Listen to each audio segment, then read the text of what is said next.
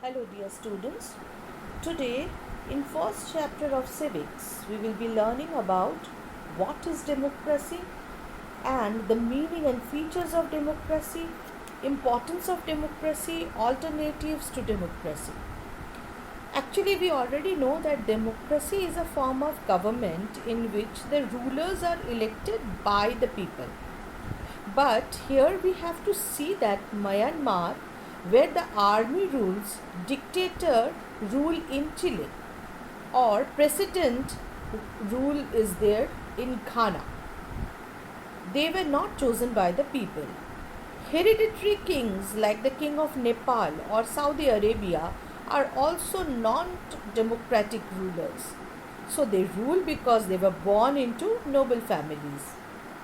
In a democracy, finally, the decision maker power must rest with those elected by the people. But again, you see that in Pakistan, when President Musharraf was there, he had the power to dismiss national and state assemblies. So the final powers rest with the army and the general himself. We cannot call it a democracy. Now Pakistan has an elected government. So to understand all this, we must know that democracy must be based on a free and fair election where those currently in power have a fair chance of losing. For example, in Mexico, elections have been held every 6 years since 1980. But the same party, which is PRI, has won the elections. Obviously, there has been rigging and malpractices with the freedom denied to the opposition. This is not what a democracy should be.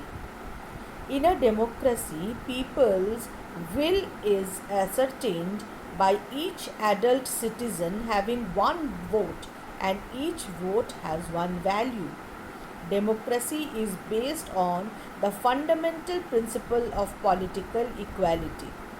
A democratic government rules within the limits set by the constitutional and citizens' right.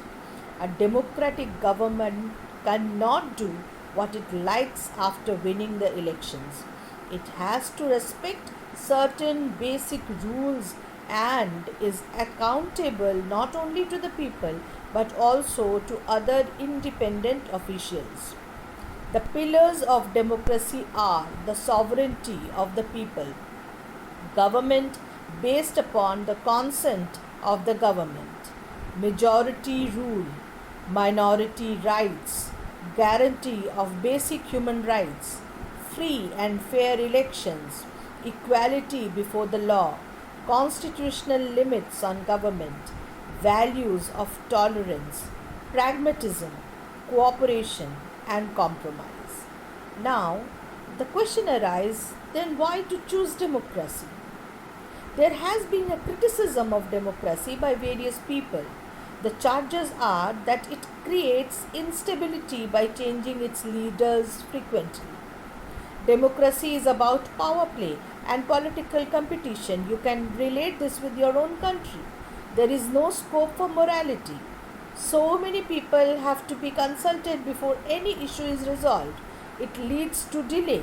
What is happening during the lockdown? You can see this is happening. Elected leaders do not know the best interest of the people. You can relate this situation right now going on because of COVID-19 in different states. It leads to corruption, for it is based on electoral corruption. Ordinary people do not know what is good for them, so decision making should not be left to them.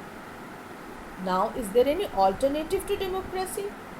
To overcome political instability and legislative gridlock associated with democratic rule, expansion of executive power and limits on democratic freedoms are being looked for. An exceptional example is that of Russia's transition from unstable democracy in 1990s to economic growth and political stability. We hope that given what is democracy, why democracy, we will be learning more in the later class.